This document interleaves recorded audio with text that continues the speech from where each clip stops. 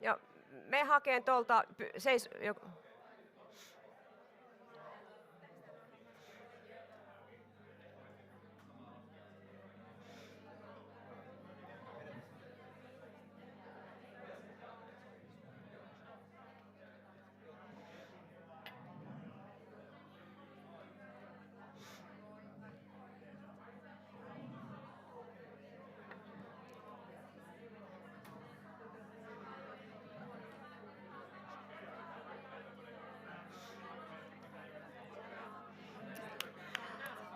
I'm sorry to disturb you all.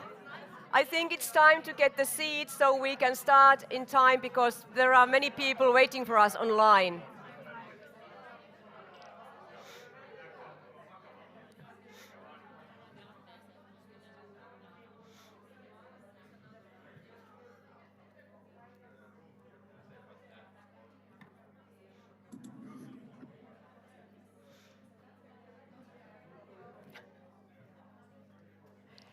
Thank you.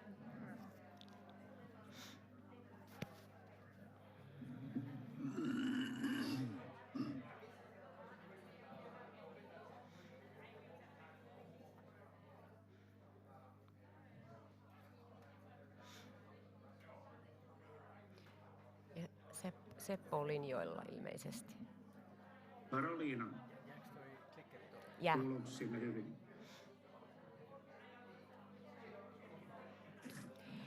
Please, would you please take the seats? Even though it's so, you are all eager to continue the discussion, but please take the seats so we can start the seminar.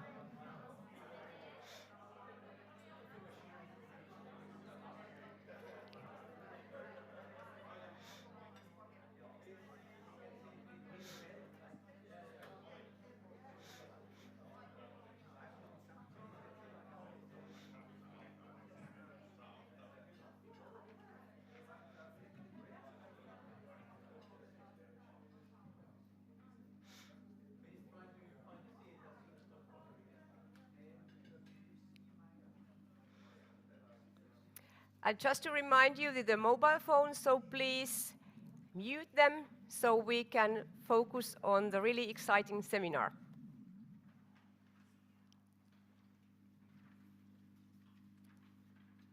Oh, we are like in a school, very quiet now.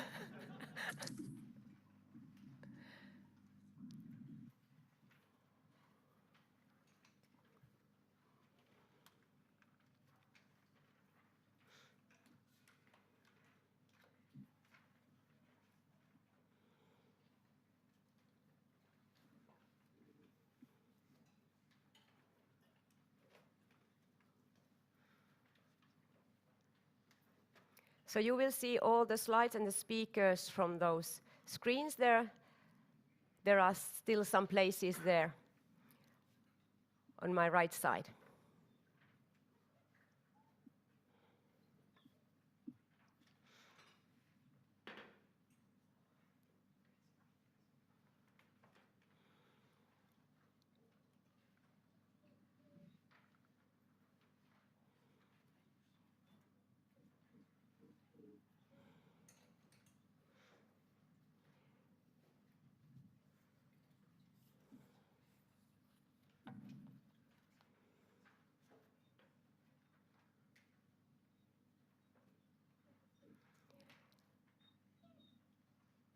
I think everybody has found the seats, so good afternoon everybody here in the seminar room and you all there online somewhere.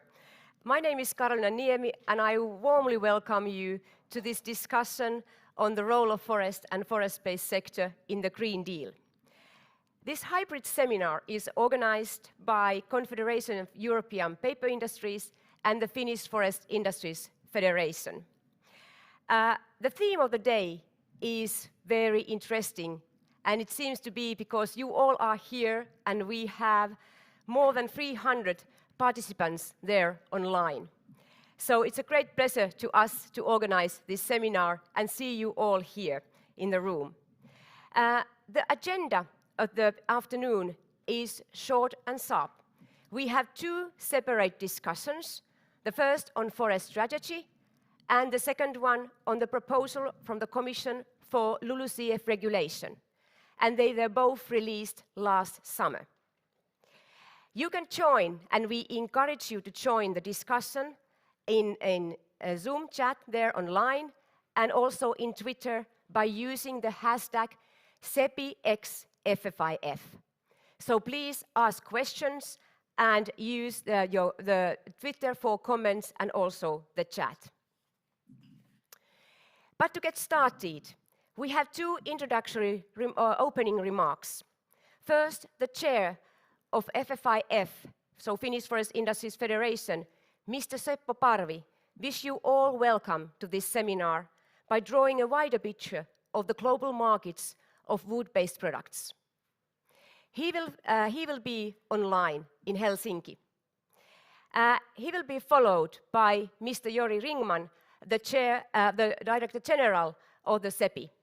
And Jori will be here in the seminar room. And Jori will continue multiple Green Deal policies impacting the forest sector. Now, dear participants here in the room and online, let's welcome Mr. Seppo Parvi on the stage, which is, as I said, in Helsinki, Finland. Seppo, please take the stage. Thank you, Carolina. Ladies and gentlemen, I would like to welcome you to this event jointly organized by SEPI, the Confederation of European Paper Industries, and the FFIF, Finnish Forest Industries. I would especially like to welcome our speakers. As Carolina told, we have two high-level panels and distinguished participants today discussing and debating the topics. The coronavirus pandemic continues to affect people's lives and operating environment of companies in many ways. So I'm very happy that we managed to organize this event in the hybrid format, which seems to be the new normal. And some of you are even present over there in Brussels and plenty of us online. Main message today is that paper and other wood-based products made from renewable raw materials together with sustainable forest management offer significant global climate benefits and economic growth to the European Union, an opportunity for forest industry.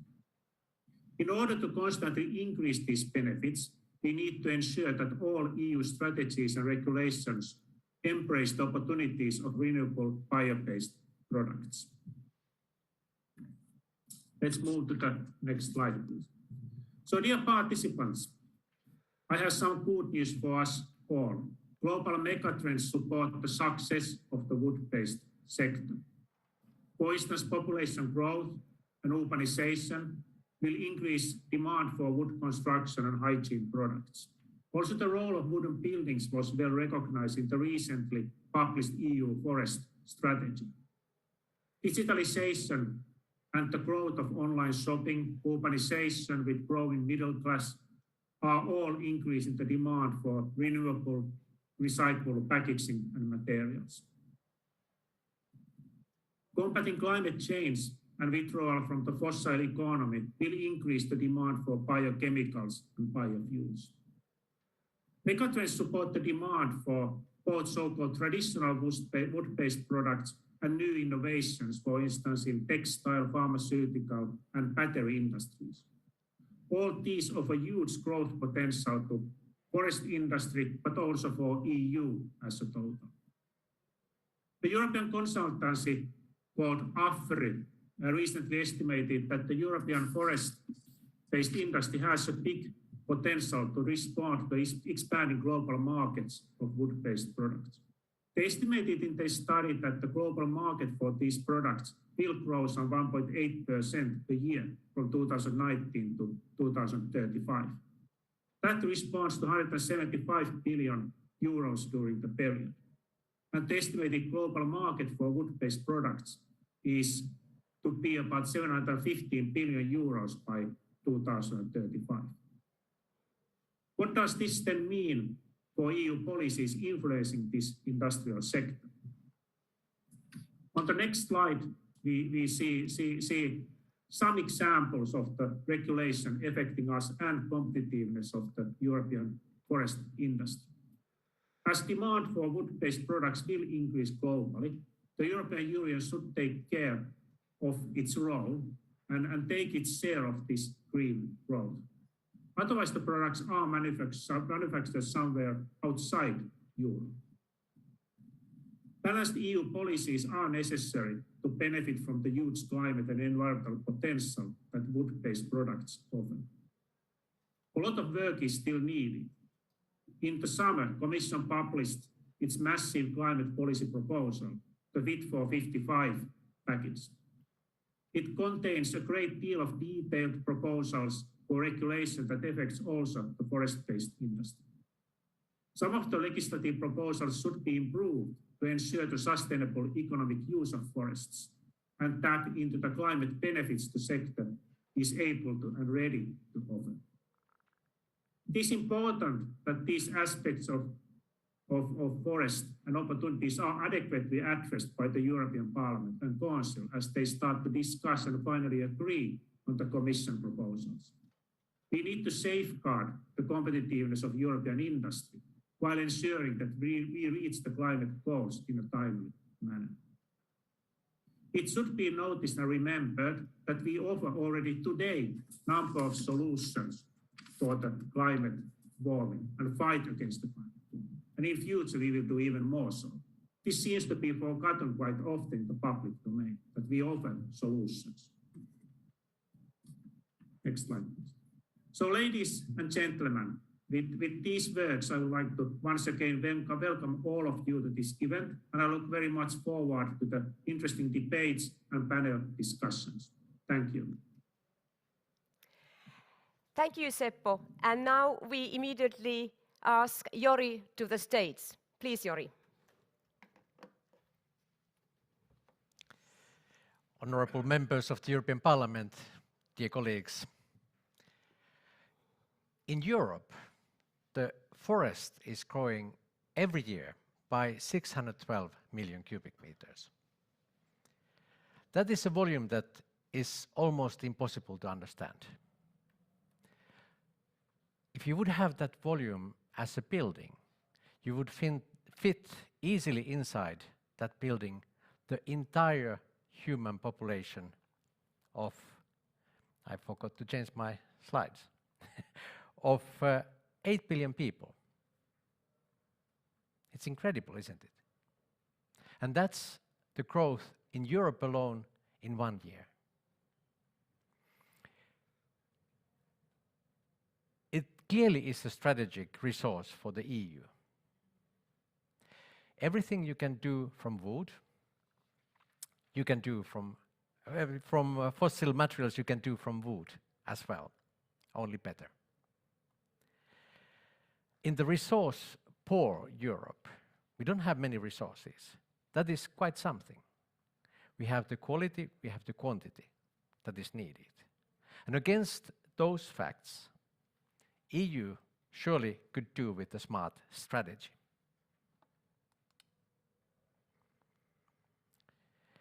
A forest strategy is also desperately needed to guide and coordinate the many, actually surprisingly many, legislation that is impacting forest in Europe.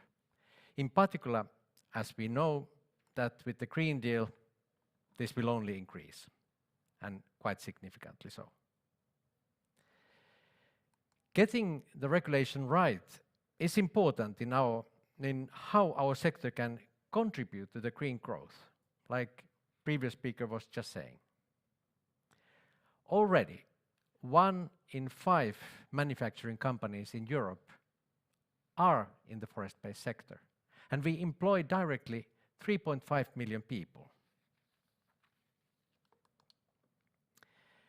We operate a symbiotic industrial ecosystem where nothing is wasted and materials, water, heat and energy is continuously exchanged in a highly resource-efficient way. We are true circular economy champions and in multiple ways. In fact, bioeconomy and circular economy are highly synergetic, and combined they can mitigate climate change at its root by avoiding emissions altogether. As key players in the forest-based value chain, we regret that the EU strategy focuses much on the sink function of the forest. It's important, but it's not the only important thing. And simply misses the holistic, large-scale contribution that wood-based products can bring to a greener and more circular economy. We must keep fossils in the ground. The overall positive climate effect of the European forest-based sector is 20% of all fossil emissions in the European Union. That's the positive mitigation that we can offer. And that is a lot. But that's what we have now. There's plenty of untapped potential that remains still untapped, like Seppo was just showing in these projections that could be reality. And I believe that this is something where the forest strategy could be, well, more strategic. Forests are not threatened by sustainable forest-based bioeconomy, but by the other sectors. And most of all, by climate change. The more fossil materials we continue emitting into the air, the harder the adaptation will be for the forest. And that will, in the end, be the reason why the EU policies might not succeed. Now, everyone talks about sustainability, but the term sustainability was coined over 300 years ago here in Europe as a good forestry practice principle. The key is to grow more than you harvest. And this is still at the core of our business. And it is a success story. In Europe, it truly is a success story. The European paper industry is ready to help make the European Commission's new initiative of 3 billion new trees a success, which means that we can double the amount of trees that will be planted in Europe from what we have now. We believe that this is the right strategy. We must grow more forest instead of just limiting the use of what we have now. As forest-based industry, we have a strategic interest in keeping healthy and growing forest in Europe. Our industry, our investments and our future totally depends on that. Similarly, for the EU, sustainable and timely forest management, extending the area of forest, and increasingly diverse wood-based solutions like we just saw in the previous presentation should be at the core of Europe's green growth and the Green Deal. That would be the strategy that the society needs in Europe. Thank you very much.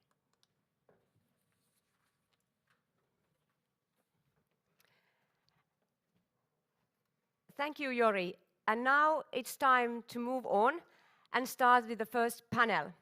And it's about forest strategy, and especially how we can combine the wood-based bioeconomy and biodiversity under the forest strategy and all those initiatives we have on the table right now and in the future. Before we start with the panel, I just tell some introduction to the forest strategy. The Commission released this strategy last summer, only 2 days after the big energy and climate package, this Fit for 55. And this is not the first strategy at the EU level. Actually, it is the third one. The first strategy was released in 1998. And it was only 3 years later, 3 big forest countries became the members of the EU. Guess which countries? Finland, Sweden, and Austria. And much water has flowed since 1998. Forest is one of the key issues in the climate policy nowadays, and the biodiversity of forests are jumped on the table of the discussion.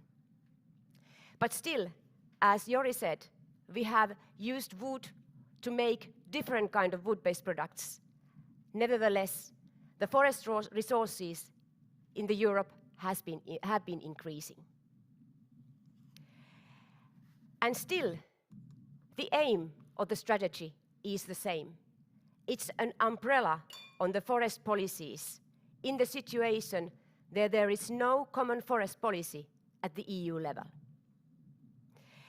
The preparation of the existing strategy, the strategy for 2030, was criticized quite a lot during last summer and spring.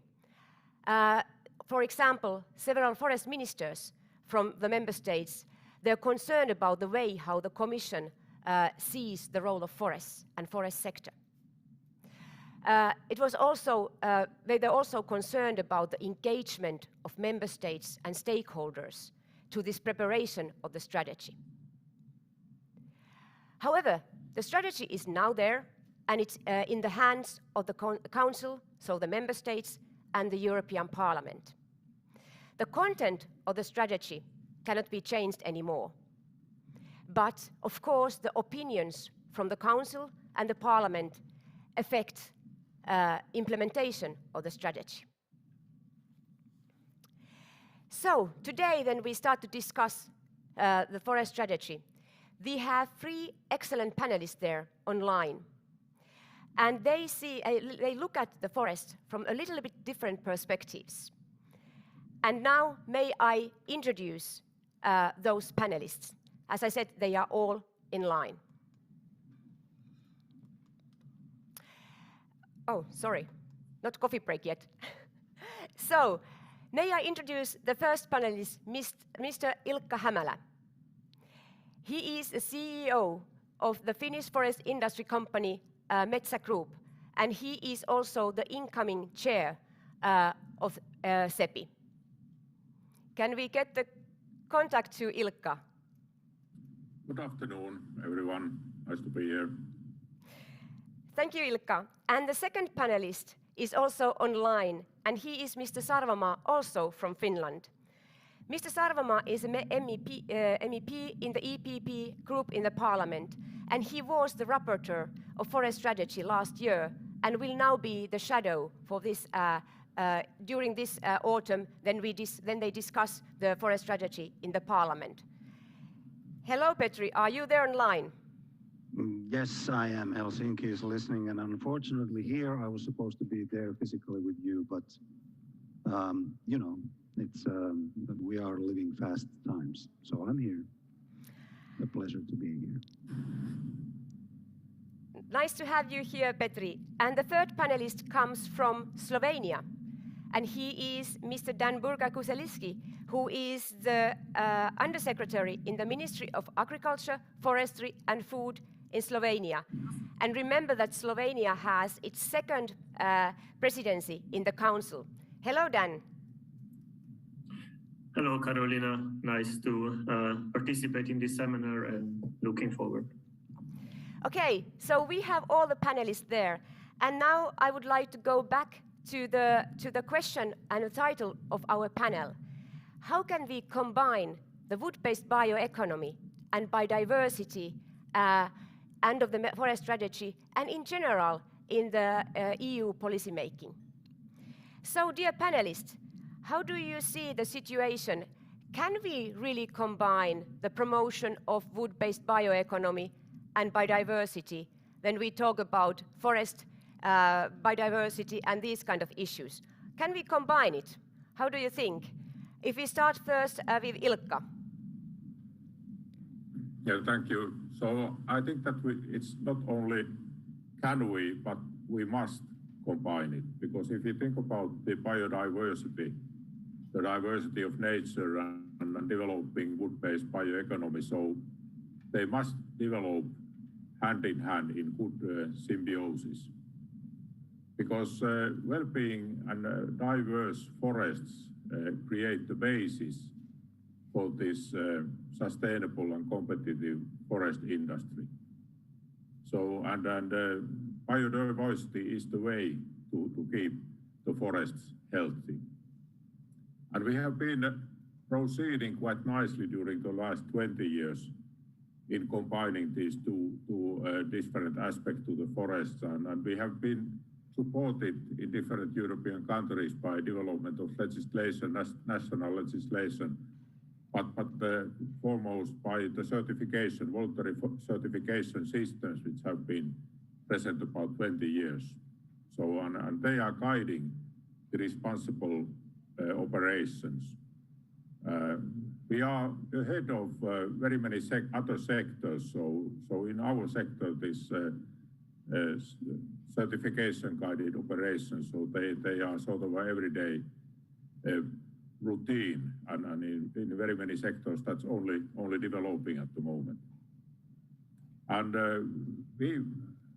Metsä Group is very strong in forest-related services. We are the biggest supplier in Finland of the forest-related services. We are planting over 30 million wood tree seedlings every year, and we are doing a lot of different actions in the forest of our customers and cooperative members to promote both the economical use and the ecological values of the forests. And that's why we also rely to that, so that the forests are a long-term basis for our businesses. So during 10 years period from 2014 till 2024, so we are investing about 10 billion euros to European forest industries. So that's really showing our commitment and belief in possibility and need to combine these both aspects of the forest, diversity and the economic values. Thank you, Ilkka. Then we go to Petri. How do you see this combination between bioeconomy and biodiversity? Well, absolutely agree with Ilkka on most of his points, if not all. And I also think that it's not really a question of whether we can, but that we really should do this. And unfortunately, at the moment, there seems to be a few obstacles to achieving this. And I would like to mention especially the political atmosphere and landscape, which is unfortunately and totally unnecessarily, in my mind, creating sort of like putting these things at opposite ends and as contradictory, the enemies of each other, so to speak. And this is not good at all. I mean, with this attitude, unfortunately, we will have problems for years to come. And this is number one for me, to try to solve this unnecessary contradiction and the political landscape. That, you know, the understanding, that's of course the key.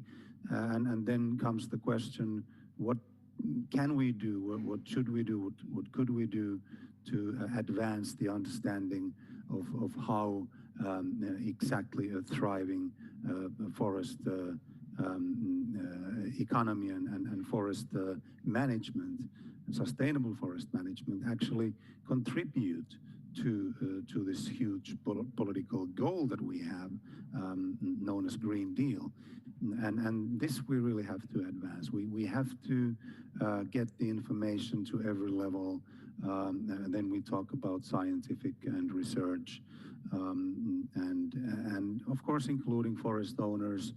It's impossible to do anything without them. I mean, millions and millions and millions of forest owners in Europe are going to be the key in many ways to this, no matter what we politicians decide or say.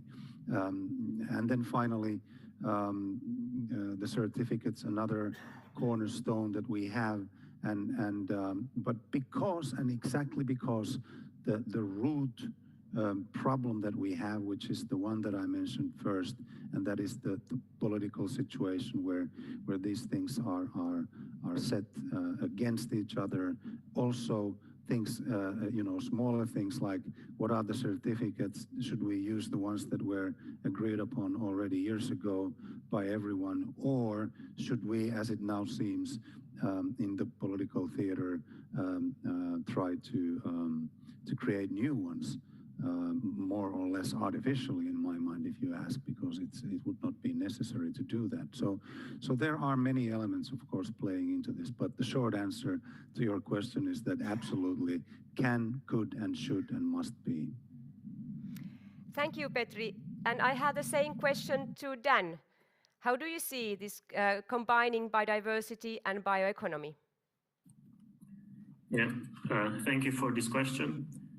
I think I will agree with the previous speakers also that it's about putting together all the functions of the forest.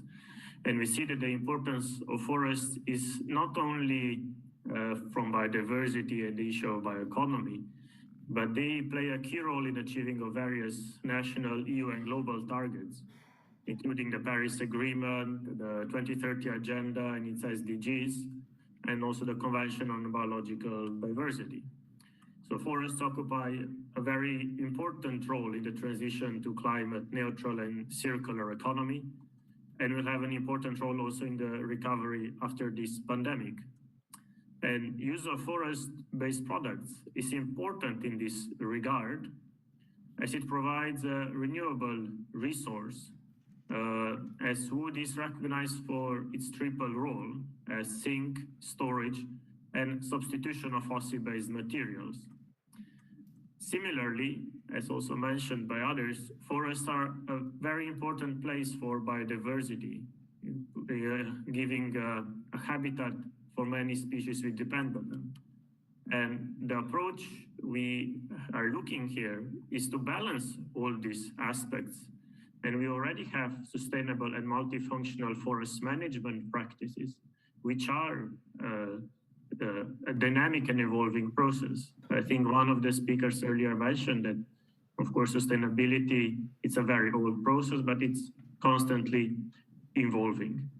So we can and we should look that various objectives are achieved either from biodiversity, carbon sinks, timber, green jobs, rural development in a balanced way.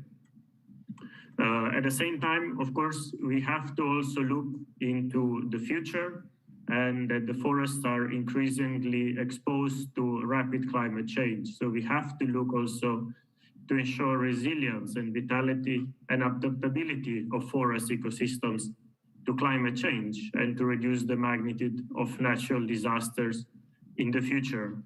And this through, again, practices to improve the resilience of the forest.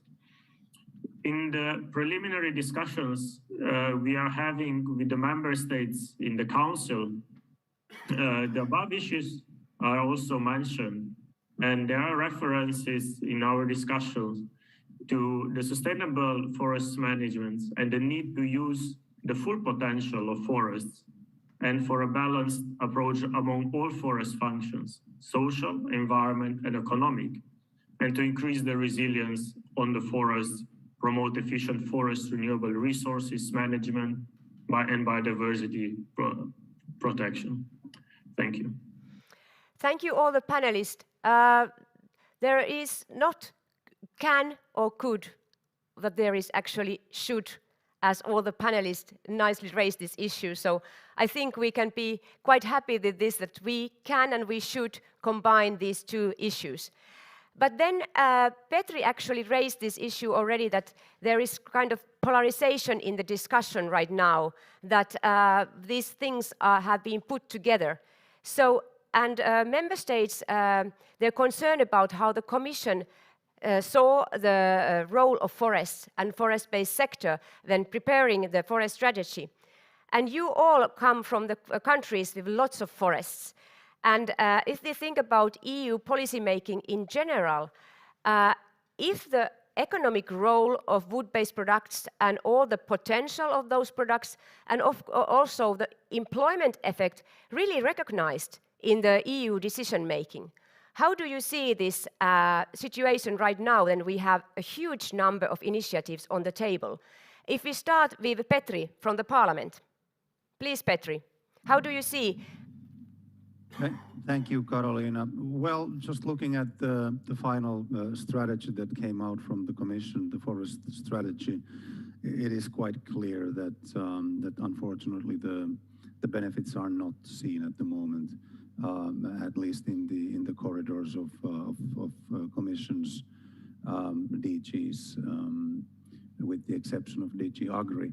but the overall picture and idea of how the strategy should be on European level is not taking into account the substitution effect as it should.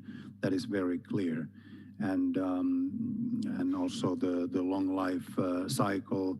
That's fine, but I mean, if you want to have a balanced approach, and if you look at the innovations and the need for investments and the overall positive effect in this whole cycle, then of course the short-term products should be more substantially present in the thinking and in the strategy. So we have a lot to do. I continue with Petri. If that is not recognized really in the EU decision making, so what should we do to increase the knowledge and so on? What should we do better? How do you see from the Parliament's perspective? Well, this is the million.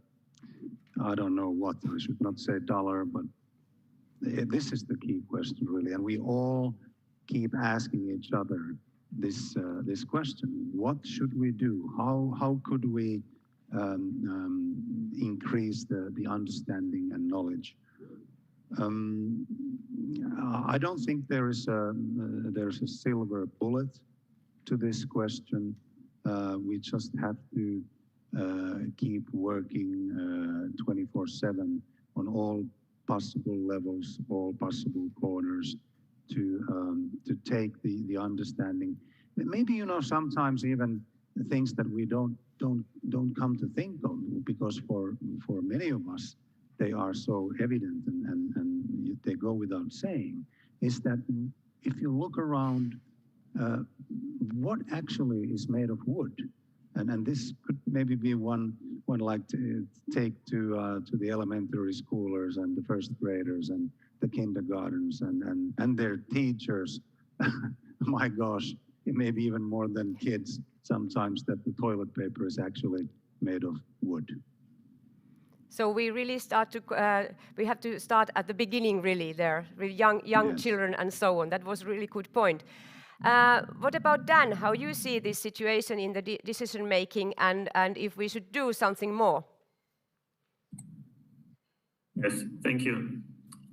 I think in overall, there is a recognition of the role of forests and forest-based products in contribution of various objectives and the transition to the bioeconomy. And also there is recognition of the role for maintaining rural development, where timber also represents an important source for local communities. But sometimes what we also see in discussions now is that perhaps things are not addressed again in a balanced approach, that we look that all the functions have to be preserved, and also for all functions also to be used from the forest.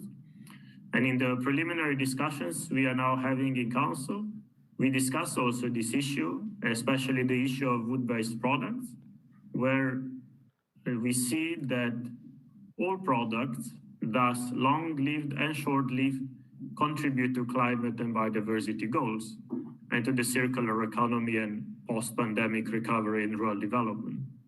So again, there are a general understanding, but we need to strengthen the wording to show that basically the wood as such is important. Thank you. Thanks, Dan. And these are the comments from the Parliament and the Member States, so from the Council. But what about Ilkka? You represent the forest industry company.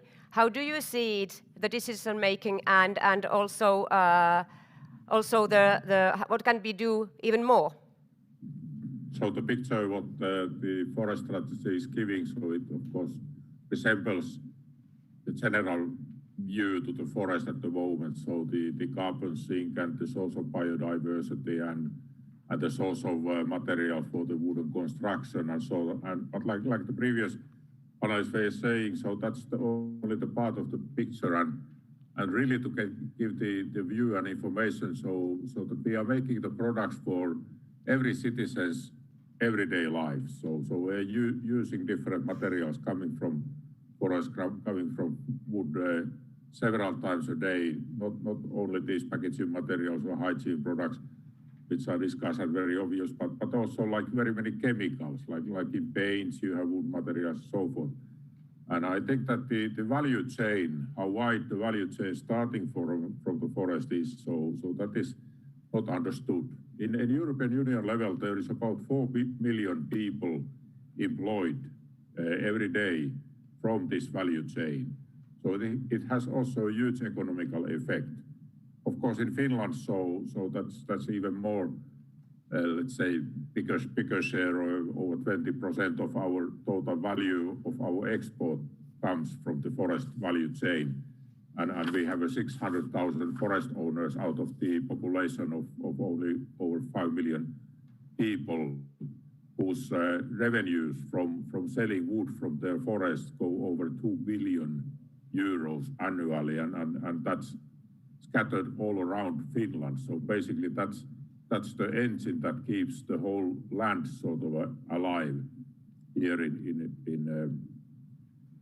the Nordic countries. So basically the idea is so that the forests are in every man's life, every person's life in European Union and even globally every day. And really it has a huge value also economically in different societies. Thank you, Ilkka. So it's really clear that we should do more. We should work harder to increase the knowledge and tell about the story which we have behind all these products and how much we use actually our products every single day. There was the question in Finland actually in which from the audience it was asked that how often do you use wood-based products? And many young people say that seldom and once a week. It's a really tricky question and tricky answer. So it's the lack of knowledge also among people, how much we use wood-based products every day and what kind of products we actually use. So we have a lot to do, so just to continue the work. Now we already saw the picture and the faces of Irem. Irem, how is it going there in the chat discussion in the Zoom? Are there any comments or questions to the panelists? Hello, yes, we do have some questions to our panelists, and I will pick up one first question to ask to our audience, well, our panelists. It's coming from Matteo. He says that the EU Parliament in its own initiative report has encouraged the use of market developed tools. Thus, instead of developing new certification systems, he's asking, would it not be better and more cost efficient to use existing schemes, such as FCS and PEFC, also due to their extensive forest coverage? And I think this question might be good for Sarvama, or if any other panelists would like to take a turn. So I don't know if the panelists heard the question properly. Did you hear that? Yes, well, I did at least. And the short answer is that as the lead negotiator of the Parliament's version of the forest strategy last year, there were much more attempts from certain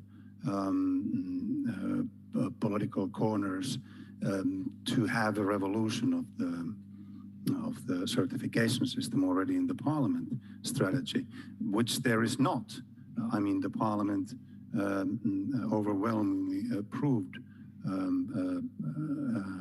a report that actually sees the current certification schemes as very useful and the ones that we should at least keep using and benefiting from. Now it's another question of whether we, I mean, as we know in the Commission's final paper, the forest strategy, there is a different take, and now the next stage is whether there will be a consolidated effort from the Commission to try to introduce new certification schemes to Europe. But I think that, as I said in my earlier remarks, at the moment it doesn't seem very rational thing to do. Thanks, Petri. So to those who are not familiar with the certification schemes, there are two really international global certification schemes for forest management, FSC and BFC, and they are widely used at the global markets. So I could continue to Ilkka, because you come from a forest industry company to which forest certification is really essential part of the global market. So how do you see the role of these global certification schemes? You already mentioned them in your first answer, but how do you see the role of them?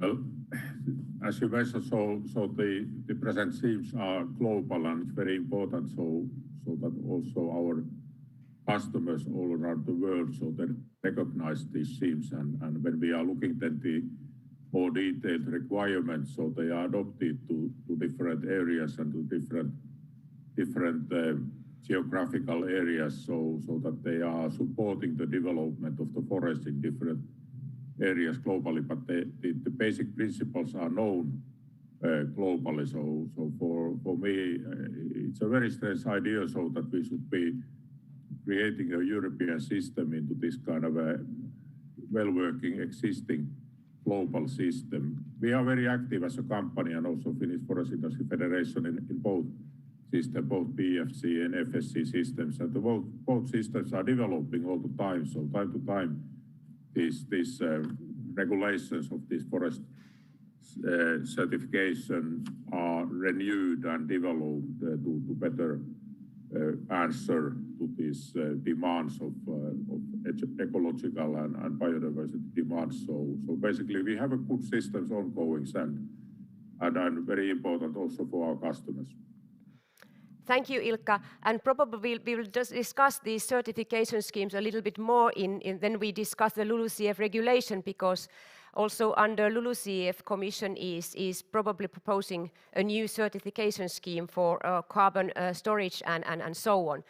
And in this strategy now, Commission proposes the close to nature forest certification, and that has been discussed whether we need this kind of certification or whether we should use the global certification systems, as Ilkka and Petri already mentioned, these FSC and BFC. Now I would like to look at the audience. Do you have any questions to the panelists? Just raise the hand and say your name and organization, and then any questions to the panelists?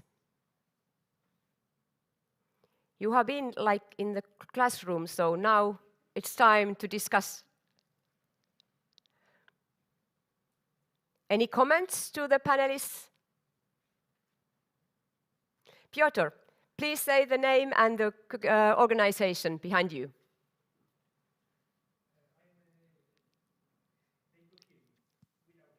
Oh, please, could you give the microphone? Otherwise not heard online.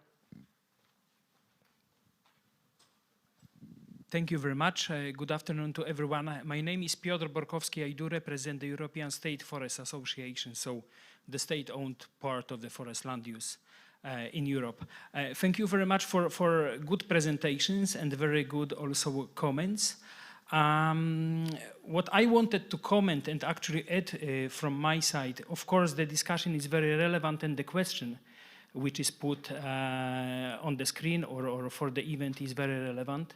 However, what I wanted to say that with this question, we don't need to reinvent the wheel, because we can observe for decades that forest management that currently is taking place, at least in pan-European extent or in the broad pan-European context, is actually meeting these different objectives, since the concept of SFM that has been invented or started to discuss by European politicians, ministers responsible for forest at late 80s of previous century or early 90s, has been put in practice.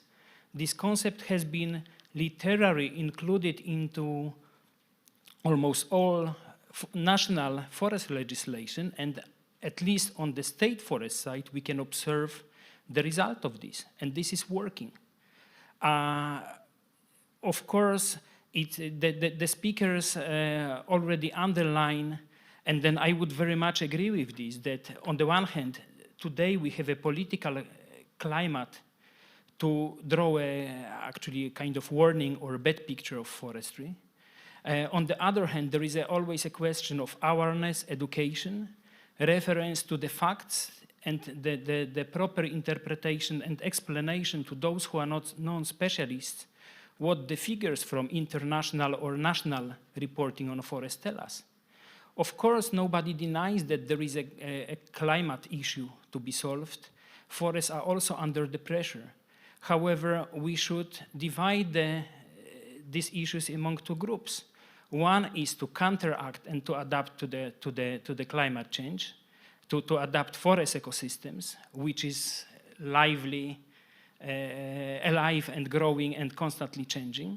On the other hand, it's also to keep it with what we are going to do with certain limits which are imposed by the fact that forests are ecosystems.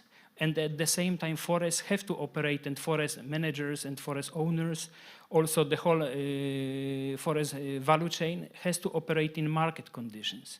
So basically, I would say we don't need to reinvent the wheel. We protect biodiversity, and at the same time, we produce high-quality raw material. And we all know that in order to supply sufficient quantities of high-quality raw material, we need to make tending operations in the ecosystems. And that's why we need also to earn somewhere enough to be able to reinvest into the resource, because this is the whole sector operates within a certain cycles. It's an iterative mechanism that is determined by the forest life cycle and forest production cycle. So I would ask at the end the panelists what we need to do now at the EU level, at the European level, to change the perception of the society, to change the perception of young generation, as Mr. Sarvamaa said. We have to start educating children first. And by this, to change the current reality we are operating in when talking about the role of forests and forest-based sector to contribute to the very, very correct objectives of the European Green Deal. But we have to somehow be able to manage the whole system also on viable economic basis if the contribution is to be delivered, because otherwise we won't be able on long term to deliver solely biodiversity or carbon mitigation function from managing of the forest. Thank you very much. Thank you, Piotr. So before the question, you raised the pan-European process of sustainable forest management and how the EU member states have committed to this process already since 1990s. Actually, there was the resolution in Helsinki a long time ago. So I would transfer this question to Dan Burgar, because you represent the member states, Slovenia, and now also the Council. How do you see this kind of these processes related to sustainable forest management? Piotr raised and said that we don't have to build a new system, but we have the existing one. So how do you see this situation, Dan? Yes. We are also discussing this now with the member states in the Council. We see that member states already have a lot of national legislation, strategies and programs and plans and other documents related to sustainable forest management. And inside them, they use the existing definitions of SFM, which is actually developed under this process mentioned, so under Forest Europe process. So I think there is a commitment to this process and to continue working there, also between member states and also the stakeholders there, to discuss on sustainable forest management, but also on all the other challenges that are affecting or will be affecting forests. Yeah, and you mentioned this that stakeholders and member states are engaged. So this Forest Europe process is actually the place the scientists, member states, stakeholders come together and try to find solutions to improve the sustainable forest management. So, but hey, now back to the to EU and EU decision making. Now under forest strategy, there are several different initiatives which are already in the process. There is a renewable energy directive for energy production. There is a new taxonomy initiatives actually coming from the financial sector. So many different regulations which actually regulate the use of forest quite a detail. Is there a risk that we kick us somehow out from the global business, or if we don't really realize the business realism because we are regulating so much here at the EU level? So do you see that there is any kind of risk, or what should we do with these all kind of initiatives under the forest strategy? I could ask Ilkka to start. How do you see if there is any risk because of the global markets and this overregulation? There is obviously very strong risk, and that risk is already partly realizing, as mentioned earlier. So basically, the forest industry is making products for people's everyday life, and the goods made from forest and wood are needed in the markets, and they are made somewhere. And presently, the European industry is strong, but the regulation might lead to the situation so that there is a leakage of the industry or raw material procurement out from the European Union. And I think that as we still have quite a sound legislative system in Europe, so that secures also the nature's interest best here. So if we can keep the industry here and the wood procurement here, so that's also the best for the biodiversity on the global scale.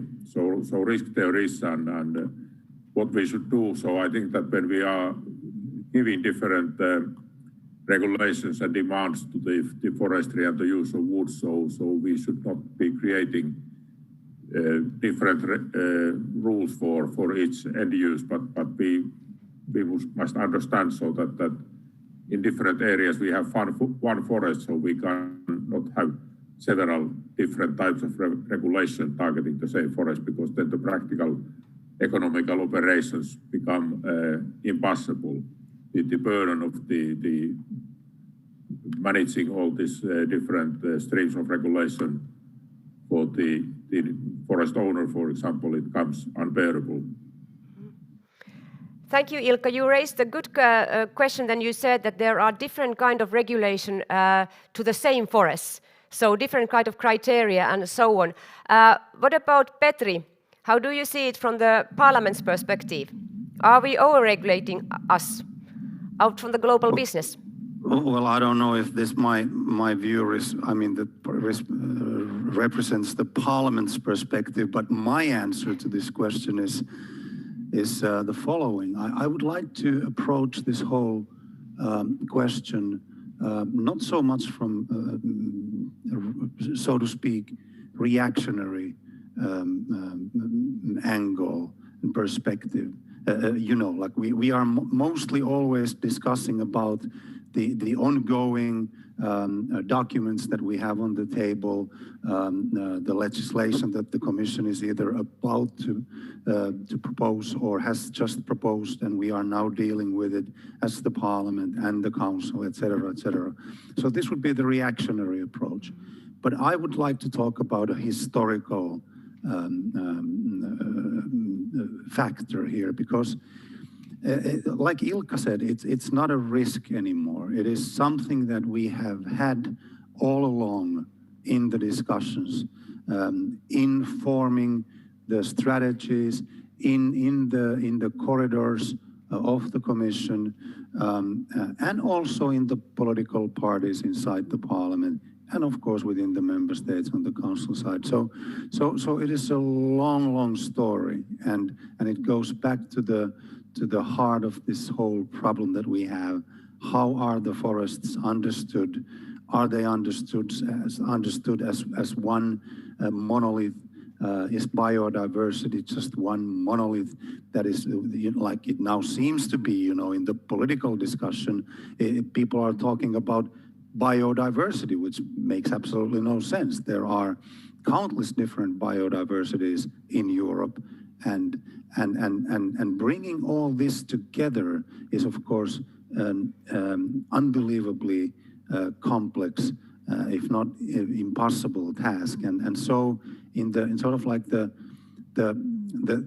current level of what is the key word, what is sort of like the catchword of the day, now it's the biodiversity. From my perspective, I see that the forest strategy is not anymore in balance. We used to talk about the triangle or the pyramid, where all three corners of the triangle are equal. And now it's sort of like this. It has tilted. And with this kind of structure creation, you cannot move forward. So what I predict is that we will keep yakking about these same issues for the years to come, as the current sort of like the catchword and the mega trend is tilting the pyramid of ecology and economics and the social aspects. So yes, obviously, top-down approach, not good for market economy, red tape, not good for companies, and yet this is what we see more and more as we speak. Thank you, Petri. And then the last comment from Dan. How do you see this after Ilkka's and Petri's comments? Yeah, thank you. Basically, we are here talking more about the fragmentation of the policies in addressing the forest. And each of these policies sees the forest a bit differently and with its own criteria requires or says how it should be managed. And because of this, we have that potentially in one area of the forest, we can have multiple layers of requirements, and this can indeed cause problems. And Council already last year in its Council conclusions addressed this issue and called for coherence to reduce the fragmentation of the policy area, where it called for ensuring consistency and coherence of EU forest-related policies, and stressed the need for strategically addressing this increased fragmentation of EU forest-related policies and the need to improve coordination and coherence. So I think here is indeed a well-identified issue that we should work in the future to actually really address, ensuring that different policies will look to the forest in a similar way and building on sustainable and multifunctional forest management. Thank you. Thank you, Dan. So it's, if I remind again, the role of the forest strategy is an umbrella over the different forest-related policies in the EU, and hopefully it will have the same role also in the future. We could continue this discussion for the whole afternoon, but now I want to thank all the panelists for really fruitful discussion. And now I think it's time for a coffee break, and the coffee will be here in this room in the corner, because I think we need coffee now. At least we Finns love coffee, and it's the time for coffee break. But hey, be back here latest 3:15, so maximum 15 minutes, and then we continue with the LULUCF. Thanks for this session. Thank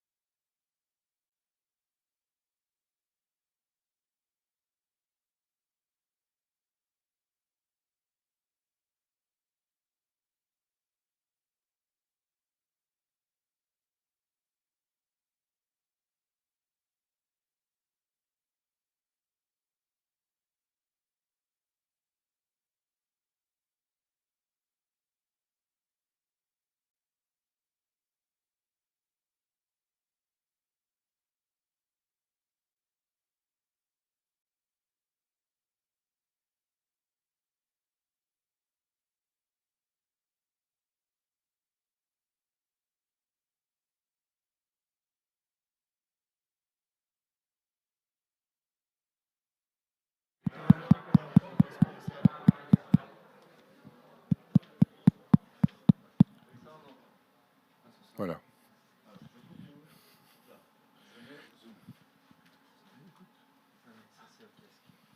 Hello, hello. 1, 2, 1, 2. Test. Microphone testing. 1, 2. Do you hear me? Yes? It's okay without any... Mais toi, tu m'entends? Moi, je t'entends. Il n'y a pas de son qui arrive chez moi.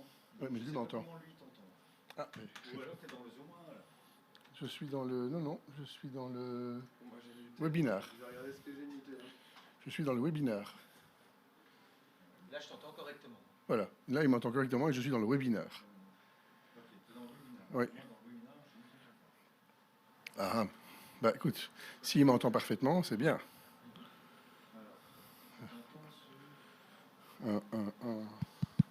Il m'entend parfaitement dans le webinaire, alors que lui, il ne voit pas le son dans le webinaire. Hey, hey, hey. Donc c'est ici quelque part qu'on va essayer de... Tic, tic, tic, tic. Non, ça c'est pas le moment. Oui, c'était pas le bon moment. Hein. T'es au même niveau que pendant la presta? Oui, plus ou moins. Parce que j'ai l'impression que je suis Hey, hey, hey. Parce que j'ai le son dans le webinaire. Super. J'ai juste coupé en fait, pour que lui t'entende dans le webinaire, il faut que ça sorte de chez moi. Ah, il y a des chances, oui. Donc, Sinon, il sait pas l'avoir. oui, mais c'est pour ça qu'il y avait un double. C'est comme si tu renvoyais le son. C'est pour ça qu'il y avait une sorte de double emploi. Mais si... Non, là, j'entends bien. Ben, c'est parfait. Ah, ça, c'est bizarre. Hein. Ah, ça, c'est comique. Hein. Bah, écoute, si on peut laisser comme ça, moi, je suis tout content. Hein. Mettez un peu le micro au bord. Parce que...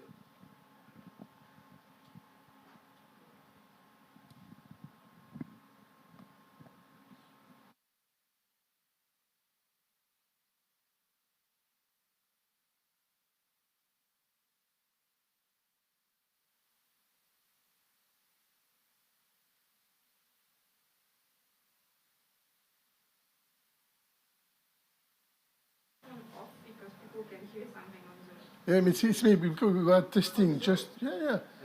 It's the reason why. No, don't worry. This is this microphone because we try to find a solution with the sound. Le son est bon là comme ça. Lui reçoit du son bon. Bah, du moment que lui le reçoit, moi c'est tout important. Si j'en travaille sur cette bécane-là, moi je m'en fous. Oui. Moi c'était surtout le visuel que j'avais besoin. Bon, mais écoute, si le son est bon maintenant. Test 1, 2, 3, 4, 5, 6. Test 1, 2. Test micro. Test 1, 2. Ouais, enfin... I need someone to mic up another speaker. Test 1, 2, 3.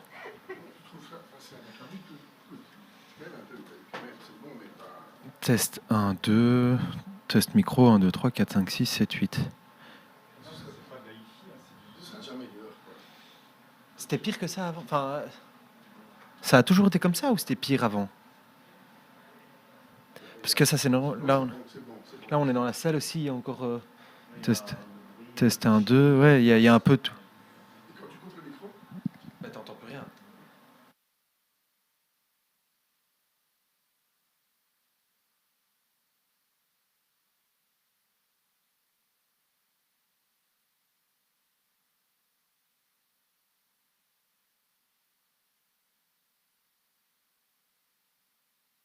Le micro est allumé. Tiens, Kenny. Descends la tirette, rallume le micro et descends la tirette. Je vais rallumer. Oui, ça c'est bon.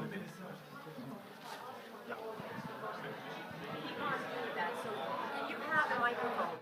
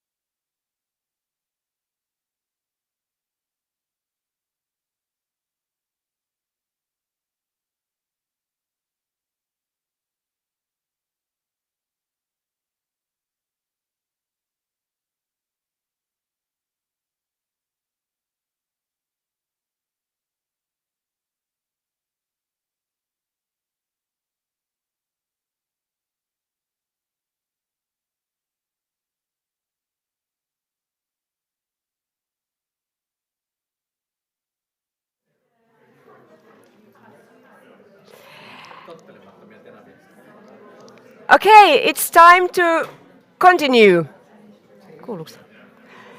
So now we transfer to the... No, I think the microphone is not... Okay.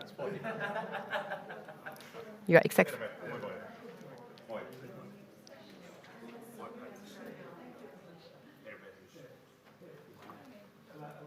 Microphone is not working.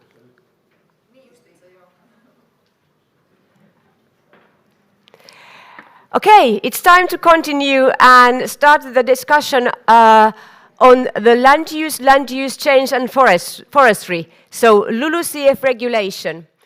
And that regulation was released last summer as part of this Fit for 55 package, and the Commission's proposal is now on the table of the Council and the members and the Parliament. And we have two gentlemen here discussing this LULUCF with me. This afternoon, Mr. Christian Holzleitner from the Commission. He is the head of the Unit for Land Use and Finance for Innovation. And then he will be online. And then we have here Mr. Nils Torvalds, the Finnish MEP, who has been really active in this LULUCF discussion and the preparation of the existing LULUCF regulation. Welcome Christian there online and Nils here on stage. And before we start the discussion, Christian will give us a short introduction to this quite a complicated regulation. Please, Christian, are you online? Hi, good afternoon. Hello, and the floor is yours. Okay. So the slides are coming on. We hope to get the slides.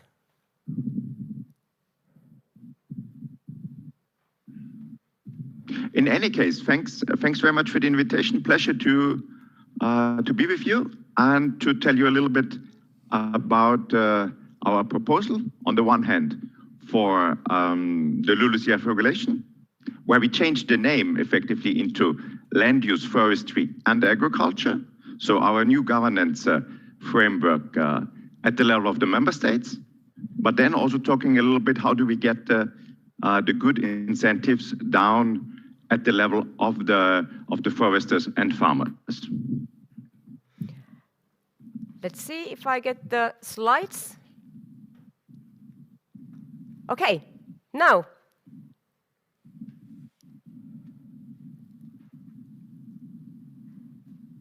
Do we have the right slide now?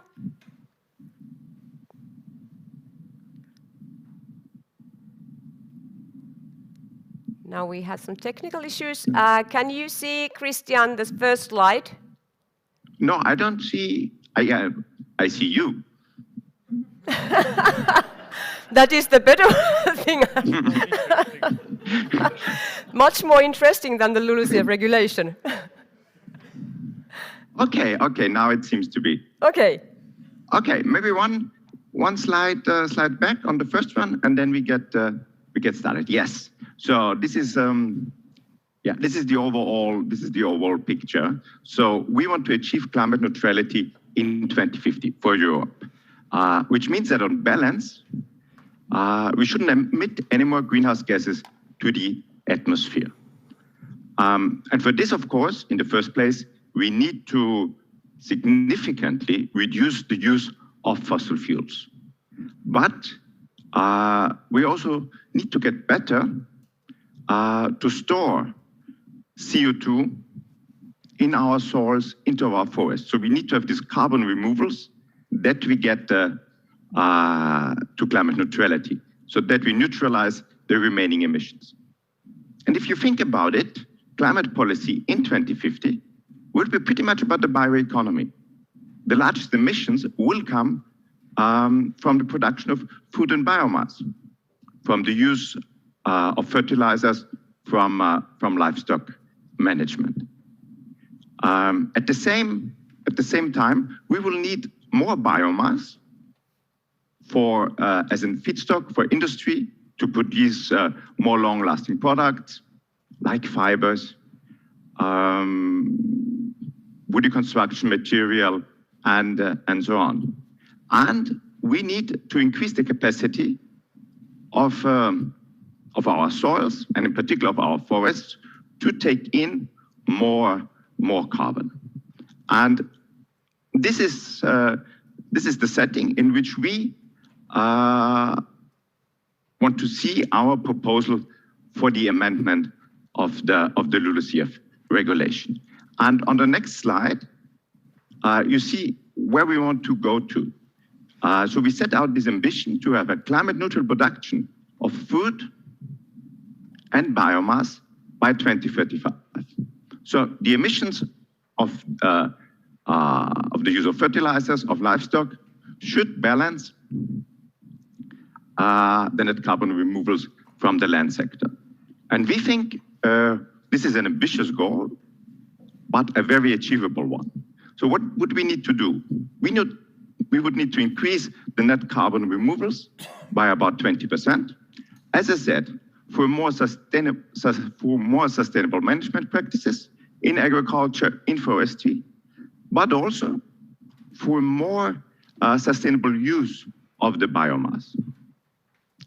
As you know, we have the harvested wood products in the LULUCF regulation that count as removals, and we introduced a new category, carbon storage products. So to also cover all the new uses as bioplastics, for example, woody construction material, and so on, and also maybe to develop better methods how we can value the more sustainable use of the biomass. And you also know that in the Renewables Directive, there's a lot of emphasis on the cascading principle, and this goes pretty much into the same direction. And on the other hand, we're also quite optimistic on what can be done to reduce the non-CO2 emission in agriculture, precision farming, but also with the livestock management, with anaerobic digestion. You can do quite some things. And we think in our impact assessment, we show it that this all can be achieved at quite reasonable costs. I'll come back to that at the end of my short presentation. So on the next slide, you see like what we propose, the big lines of our proposal. Until 25, we want to keep everything pretty stable as we have it now in the LULUCF regulation. So very much regulatory stability, but we already introduce some improvements. So for example, that we can cover better natural disasters. Then we make the big step for the period from 26 to 2030, where we set an overall target for the EU of net removals of 310 million tons. This is in line with what we need to get to climate neutrality in 2050, and it also honors the agreement of the climate law between the Council and the Parliament. And I think very importantly, we take a big step in the simplification. So we scrap all these complicated KP rules on this multitude of benchmarks, and we give every member state just one target. And the target is mainly driven by its current performance. So when we discussed this approach with experts in the sector, we got quite a good feedback, and I think this is really a really good step forward in better regulation, in simplification. And then we finally set out for 2035 this ambition for the land sector to become climate neutral. So this is an ambition for the Union. We don't set any targets at the level of the member states themselves. We only set out a process how we can discuss together how do we reach that ambition in 2035, and we say that we would come with a more concrete proposal than in 2035. So on the next slide, you see at these two levels that we want to work over the next years. So there is the level of the government, where we want to provide a better a simpler framework with the key features that I've just explained, net carbon removals of 310 million tons in 2030, climate neutrality in the land sector in 2035, and a very much a simplified governance and much more reliance on better monitoring, reporting methods, making much better use of what Copernicus can do for us, for example, digital solutions and so on. But I think this is only one half, because we need to give you the right incentives to take concrete action. And we need to have new business models for farmers and foresters, such that it pays off to adopt those practices that lead to a higher carbon storage, to emission reductions, but also to a more sustainable use of the biomass. And so we want to come out in December with a communication that we call Restoring Sustainable Carbon Cycles. So where we want to discuss in general, how do we manage these remaining carbon flows in the economy in 2050? We still need, as I said before, we need carbon. We need carbon to eat as food. We need carbon as a feedstock for industry. And we must manage that sustainably, and we must restore this carbon cycle. We must get CO2 out of the air. So we will talk both on carbon farming, carbon forestry, what you often call nature-based solutions, but as well as technological solutions as carbon capture and storage, carbon capture and use.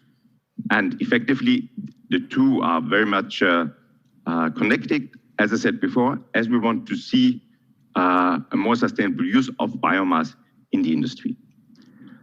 And then next year, we want to come with a proposal for the certification of carbon removals so that we can exactly say, okay, what is a ton of carbon removed? How can we define this? How can we make a commodity out of this? So that as a land manager, you would sell food, biomass, but you would get a third product, which is carbon removals, which can bring you income on the side and nudge you a little bit more towards a more sustainable land management. Okay, next slide, please. Yeah, so to summarize, we see that what we propose here with the LULUCF regulation, as well as with carbon farming, we can create a new business model. Of course, in the first place, we contribute to our climate objectives, to climate neutrality. As I said, we think this can be done at quite low mitigation costs, so around 10 euros per ton of carbon. Compare this to carbon price that we currently see already at 60 euros. We want to create new business opportunities with carbon farming, with the introduction of carbon storage products. We need to get better to get more funding to farmers and foresters, like, for example, under the current or also the preceding common agricultural policy, all these funds for forestry measures were not really used. So I think there's a lot of potential there, as well as then also bring private money in there from the voluntary carbon markets, but also seeing like all these big food producers, they also set themselves these targets of being climate neutral by 2040, by 2050. So there is a willingness to pay for more climate action, and we should also mobilize this one. I think that one can have business models that are good for the climate and biodiversity, and the farmers and the foresters. I'm thinking particularly about re-wetting of drained peatlands, which is very good also for the biodiversity, but where you could still look like with polluting-culture or other things that you have an economic activity there. And all over. I think we can do this at low compliance costs thanks to the digital solutions. And now my last slide to give you an overview on the timing. Earlier in the year, we published our handbook on carbon farming, where we look on what is happening in Europe. We give examples of existing initiatives, both for farming practices as well as for forestry practices. In July, we've come with our proposal in the Fit for 55 package. In December, we want to have a communication on the better carbon management, talking about carbon farming, industrial solutions, maybe to say that we published a roadmap on that, which is still open for comments until 7th of October. So if you still want to comment on that, very welcome. Yeah, then we plan a bigger conference in general on carbon removal certification in the first quarter. And finally, towards the end of 22 to come with a legislative proposal on carbon removal certification. Thanks for your attention. Thank you, Christian, for the really good introduction. Many different initiatives are under this new regulation. So, Nils, what are your first thoughts after Christian's presentation? Well, my first thoughts are actually connected to the fact that we need to look at the whole package Fit for 55. Why?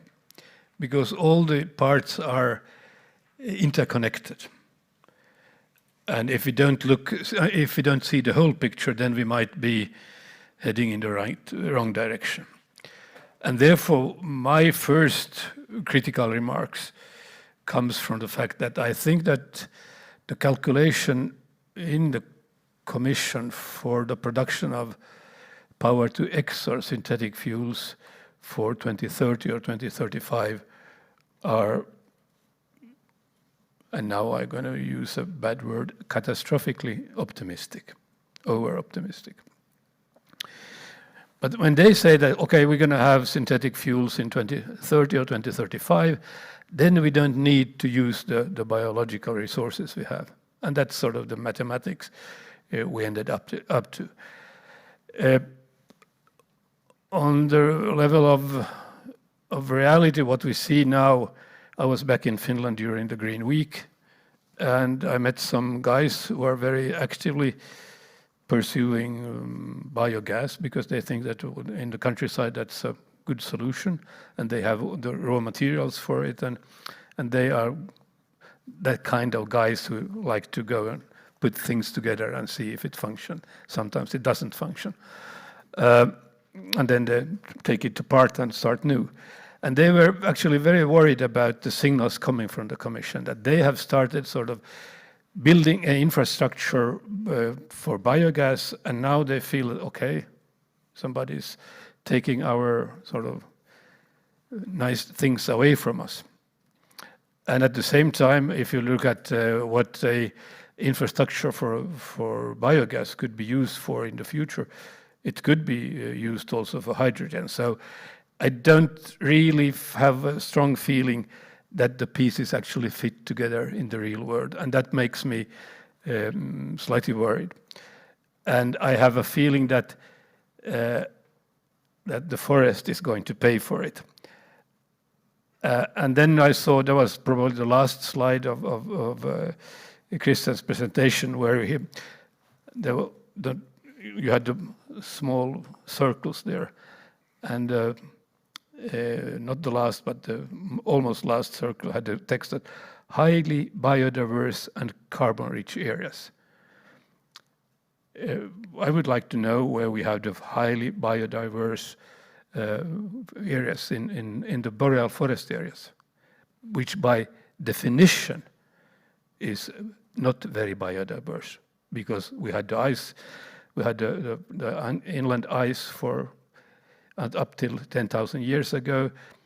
the spruce came after 5,000 years into the Finnish forest. So we have actually, from a biological point of view, a very pure biodiversity in Finland and actually in Europe as a whole. If you look at the biodiverse hotspots in the literature, all the biodiverse hotspots are outside Europe. So therefore, I have a feeling again that the Commission is doing something very political and ideological by pushing these highly biodiverse carbon and carbon-rich areas. I would be happy to have Christian in Finland and showing me the highly biodiverse areas there. So Christian, you got the invitation now to travel to Finland and see the forest carbon sinks and biodiversity of forest there. So warmly welcome.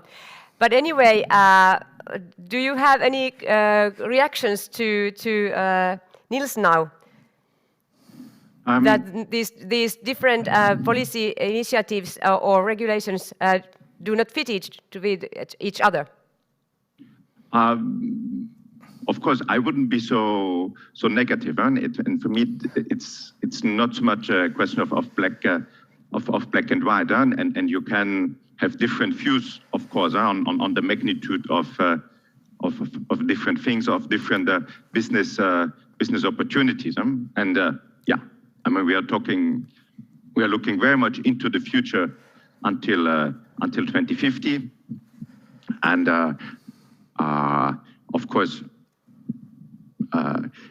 market demands and so on will develop in ways we can't foresee with certitude. I wouldn't, and on the diverse areas, yeah, I think we need to better understand what is this. We need to monitor them, and then we have a good discussions on that. But I don't think, at least from my side, is that this will be very huge areas, and we really, these are certain hotspots, and I had the example of the wet and peatlands before, and we need to see how can we make that work, and also make that a good business model. And like the amount of agricultural forestry you can still do there, and then of course what is the compensation for doing these eco services. And as I also said before, I think we also need to get better in providing the funding for that. But I think overall, and I think there I have been very clear. We see for 2050, this is really there are big business opportunities that we need to use, and but of course do this in a sustainable way, so that we get a good balance between, as I said, what we want from at least from our point of view of the climate policy, provision of food, biomass, and carbon removals. Can I just? Yeah, I think please. I have a very concrete question to Christian. On one of the files, you had a text that climate neutrality for land use for the land sector 2035, and I must say that I could find areas producing much more CO2 than the land sector that should be taken on board in a faster way. The land use sector is not that sort of dangerous, and I don't actually understand why they have to be climate neutral already 2035.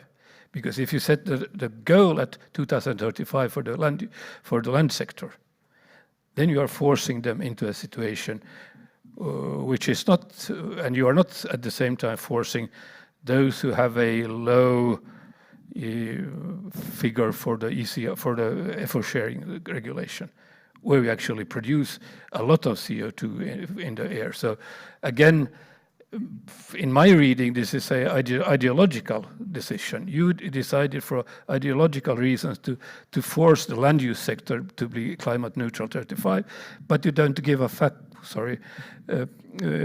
on all the CO2 coming from Poland. So you mean that now there is a huge pressure on forest and agricultural sector to reduce the emissions and, of course, be a big sink like in forested countries, and then some other sectors can continue releasing emissions. With business as usual. Yeah, and this is actually, when we think about this high sink target now, minus 310 already until 2030.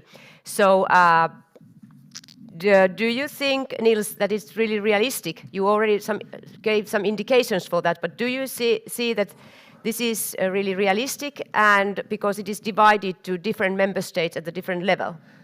Well, the 310 million tons, that was actually a decision we made in the trialogues for the climate law. Yeah. Trying to force the council to come a little closer to the level the parliament was looking for. We have been looking with different sources on the 310 figure. I think it's doable. But then if you do something else, sort of push more pressure on them, then you are forcing the sector into something which is not doable on a economical scale, and that's probably the issue here behind. But now we have been talking about the things, but now we are in the seminar organized by paper industry in the SEPI, and then Finnish Forest Industries Federation, and of course we think about the wood-based products. Now we are talking about this land use sector and forestry. I have a question first to Christian. How do you see the role of wood-based products in the whole picture? Because we have discussed here, and Jori and Seppo told in the introductory discussion that they had a huge potential, these forest-based products. How do you see that role in the Commission? Very much so. As I said, already now under the LULUCF regulation, harvested wood products count towards the sink.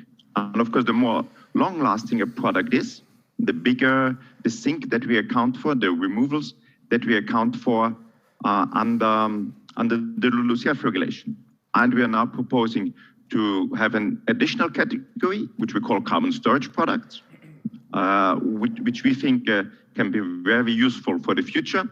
If you think about new products, bioplastic, construction material, and so on. And we would be very keen to better understand the methodologies that we can use there. For example, we have a study ongoing on woody construction material, where we look at the life cycle assessment. How can you determine how much CO2 is stored in construction material? How could we have incentive payments on this, so to reward the choice for a more sustainable construction material, for example? And I think we should be looking into this across all the products, so to really get here the incentives right. I mean, we already have the zero rating under the ETS, which is a big driver for all these substitute products. We also look with the Innovation Fund, how we could support the development of such products. We already had in the previous calls already some applications. We're looking forward to receiving even more, and very happy to talk more about this. But as I said, to favor a more long-lasting use of biomass, a more sustainable use, I think is an integral part of our strategy. But you, Christian, raised the long-living, long carbon storage products. But we see that there are a huge number of other wood-based products also, which can substitute the fossil-based ones. Yeah. So do you see, Christian, Niels, do you see that they also have the big role here to transfer our direction from fossil-based economy to wood-based economy and bio-based economy in general? Well, I'm not a specialist on the logics of a big Finnish forest factory, but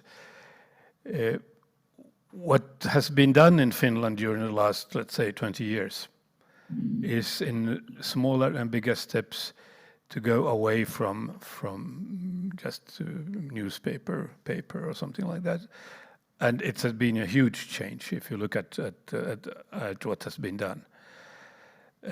So to change a sector which is high-tech in many respects and demands a lot of investments is not done in sort of seconds flat. So therefore, I think we need to understand that investment cycles are in big industry, that's about 15 years.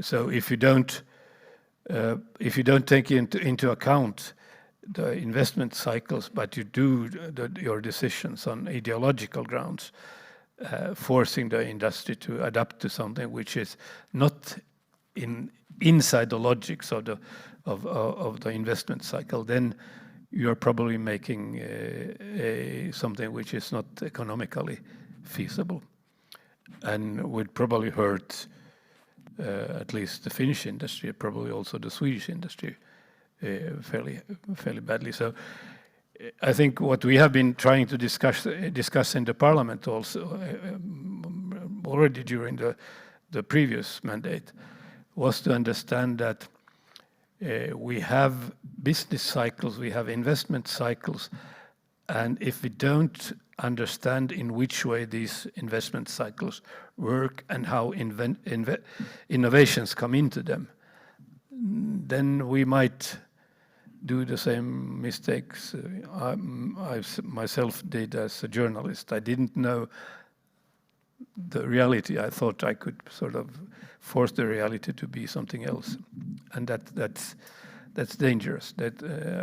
And therefore, I have some second thoughts on the issue. I come back to Christian now. This reality is, I think it's a good point. We discussed during the panel related to forest strategy this afternoon that are we overregulating EU out from the global business? And now Niels asked about the realism. How do you see that, Christian? If I come back to the innovation fund that we are also running in my unit, and so which is financed from the revenues of the emission trading system, and we are now doing our first calls for a large scale, for large scale project. That's really about the upscaling to a commercial size, where we also have a lot of applications from the bioeconomy, like advanced biofuels, but also bioenergy with CCS, substitute products, and so on. And what we see is a huge interest from the industry. So we had for the first call, as I said, where we put out 1 billion, we had requests for 20 billion euros. And when our evaluators looked at all these projects, I think we have a very good project pipeline there. So I think from the 300, like 100, 150 have really been judged as highly innovative. And if you talk to these guys out there, they are really keen to leapfrog, to really get it going now. And this is very much our idea with the Innovation Fund, that we support those companies that are already keen to invest now, to want to take the technological leadership, that they can do it now, that they don't have to wait the next investment cycle. So it's a new way of funding because it's very close to the market, something the EU hasn't done before because we were more on the research, and we are getting a very positive response on this. So we will announce our winners like soon in November, and we will follow up immediately with another call where we put out 1.5 billion euros. And and in the proposal of Fit for 55, we are proposing to double the size of the innovation fund. So we really want to support those that want to go ahead already now and really turn this into a competitive advantage for Europe. And of course, very interested to get the proposals from the pulp and paper industry. We already had some. I think in our first call for the small-scale projects, we also awarded some projects there, and very keen to have a discussion how we can best set up those projects and support the early movers. And as I said before, the interesting thing is really to see this whole value chain for the bioeconomy from where do I get the biomass? How do I produce that sustainably? Then how can I make long-lasting products out there, substitute products that substitute fossil fuel products? But also, what do I do with the rest, with the residues? Maybe then bioenergy with CCS, and we will see, I think, emerging completely new value chains. And we need to understand better how we can keep this carbon molecule in the economy, and what is important, the non-fossil carbon. Yeah. So I think the time is running, and now I turn to Irem in the chat. Are there any quick question to Christian and Nils? Yes, hello again. We actually have quite a lot of questions on the chat.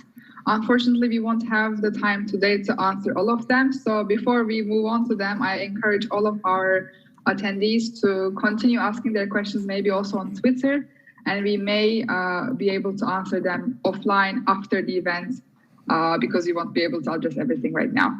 I have one question from Hanna Kaliomaki, and I think this might be to Mr. Nils Torvalds. And she's asking, what's the forest economy's approach to promote circular economy within the EU? Do you see the EU-level circular economy targets support the position of the fiber-based products in the market? For example, replacing those that use plastic? Well, interesting question. To give a good answer, I should be more into techniques or technology. But what we see from a Finnish perspective now for the moment being is that some of the companies are moving to produce textiles from fibers. And this is, of course, still on a very sort of minuscule level, because if we're going to replace what's now used for cotton, then I think we have a big fight in front of us. So it's what the Finnish companies now are doing in this field is very small, and we are going to need, and that goes back to what Christian actually said. When you look at the need for investments, we'll look at a need for investments on a yearly basis of additional investments of 600 to 700 billions. And the sad story of this is that 80 institutional investors visited the Commission last week to tell the Commission that under these circumstances, they're going to have difficulties putting the money into the system because you have too many question marks in the air. And that's I think, that is really scary.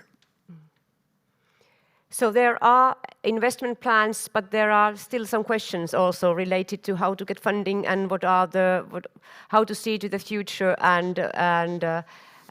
but many new innovations are there on the pipe and behind the corner waiting for us and so on. But I think we have to move on now, and I still ask one question or comment from the audience. Please, I asked Daniel to do that beforehand, and you have to ask something. Please introduce yourself and your organization. Thank you. I'm Daniel Reinemann from Bioenergy Europe, and I want to thank you for a great moderation and thank you for participating in the panel discussion, Niels and Christian. So I think you brought up some really good points, and I thought it was really interesting how you talked about everything needing to be interconnected and interrelated. And we see both in the LULUCF and restoring sustainable carbon cycles and carbon farming, we see a lot of emphasis being placed on the carbon sink and putting carbon into storage and keeping it sequestered in forests. Which I think is very important, but then we also need to grapple with the fact that we are dealing with unprecedented climate change, and so we are seeing more and more extreme events occurring. So we're seeing forest fires happening from Sweden to Greece. We're seeing bark beetle outbreaks that have been more and more severe because of the milder winters we're having. We're seeing increasing wind throw events. So how do we reconcile the fact that we have this goal to increase the amount of storage that we're doing in all of these biological sources, but at the same time, how do we guarantee that permanence and ensure that it is, able to withstand the vulnerabilities and adapt to shocks? Thank you. Thanks for the question. And now very short answers from Niels and Christian. I can't do short answers. Yeah. Now we test you.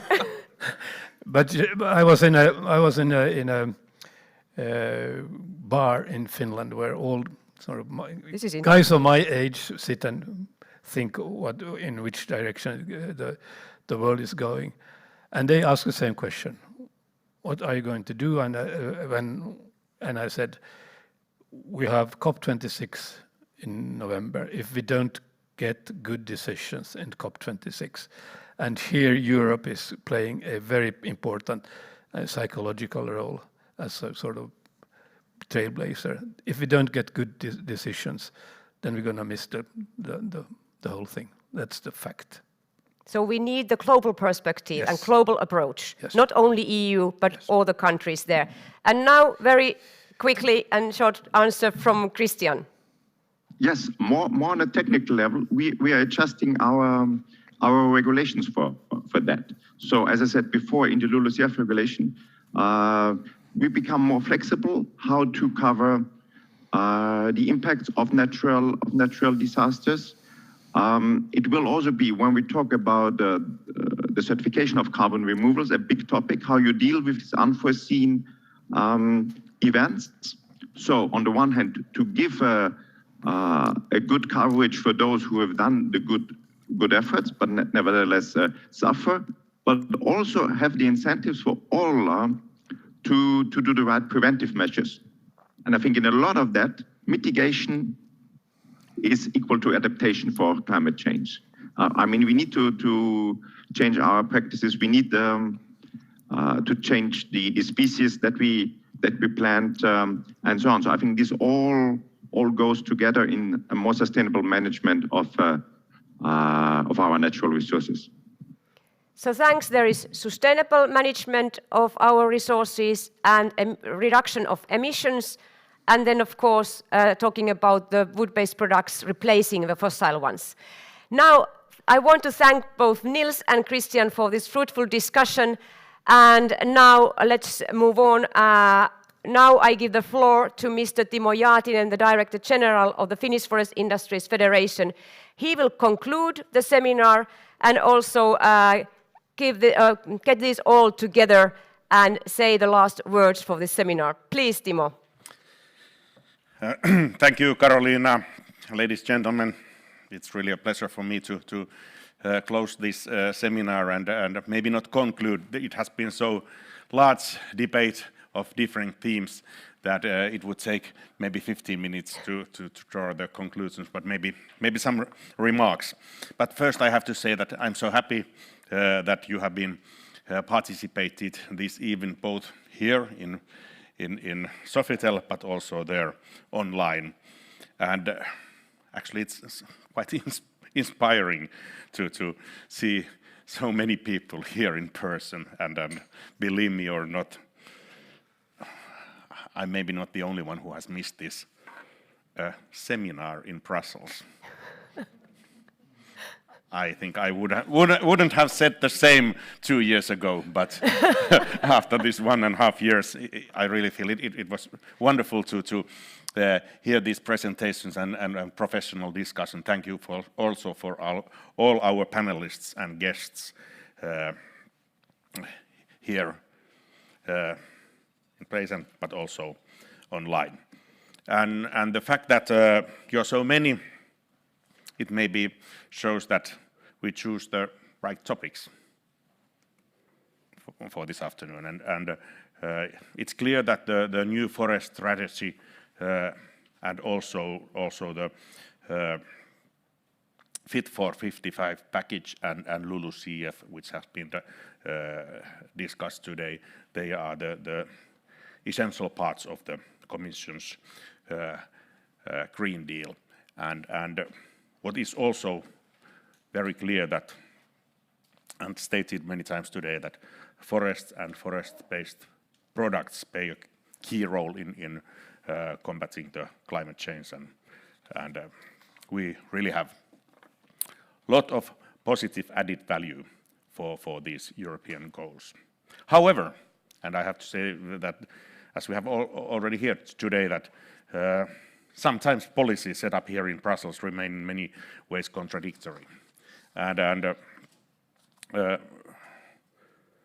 one issue, anyway, is obvious if I look at it from a country like Finland, which is covered with forests. It is that to be able to enjoy all the various good which comes from forests and forest-based products, for us Finns, but also Europeans, all the well-being, we have to cut the trees. A tree cannot be replacing a fossil material if it stands in the forest. But it's not only a question of cutting the trees, it's also planting the new ones, like the Commission is now proposing. We have a long tradition in forested countries in this, cutting the trees and planting the new ones. And that's the solution. And we call it sustainable forest management. As Jori Ringman already said today, there are plenty of trees in Europe. In fact, more than ever. And in case of Finland, we have now 50% more trees than 50 years ago. And this is not the case only in Finland. So at the EU level, the harvesting is also much less than the annual growth. So the growing stock is also increasing every year. That is good to remember. Our industry, we have a strong strategic interest in increasing healthy and growing forests, but also safeguarding forest biodiversity in Europe. And because actually the reason is quite clear, it's so valuable raw material to our industry, so it's really also clever to take good care of your major asset. And this appears somehow difficult to understand here in Brussels, and that we have seen in some of these latest proposals. There is a growing understanding of the climate benefits of the wood-based products, but at the same time there is attempts to limit the use of forest, and this has been embarrassing. And as said, the Fit for 55 package doesn't recognize all the solutions which are provided from the forest industries to tackle the climate challenge. And these are the two files which we have discussed today, but I'm even more embarrassed when I look at the taxonomy. I would say that it really seems like a badly prepared micromanagement concerning the forests, and we really have to work with these files. And I wondered, why is it so? Maybe it's just lack of understanding and the role of use of forest, and that's why it's very important that we have seminars like this. We need more seminars. Not only webinars, seminars like today. We need more discussions with different stakeholders. We need more research also and more understanding. And there's a lot of work to be done. In the beginning, our chairman, Seppo Parvi, told about the global market and the possibilities for forest-based industries there. And I really hope that Europe can take its fair share of this global growth of the forest-based industry product markets. There is huge opportunities for us. As I told you, in forest-based industries, we really believe in sustainable forest management. It ensures the long-term vitality of our resources, it safeguards the biodiversity, and it supports the achievement of climate neutrality, which is a European target for 2050. But at the same time, we must remember that when we are implementing this European forest strategy, the diversity, it's huge diversity in different European forests, it must be kept in mind. And we must guarantee that the member states have the power to decide over their own forest policy, also in the future. I thank you warmly joining this event, and I really hope that this discussion continues actively, both physically and online. We all have about 2 years to go through with all these huge amount of different files here in Brussels and in our national capitals. I encourage us to have a good cooperation and keep on with the debate. Thank you very much for joining us. Thank you, Karoliina, for hosting this evening. Thank you all. Yeah.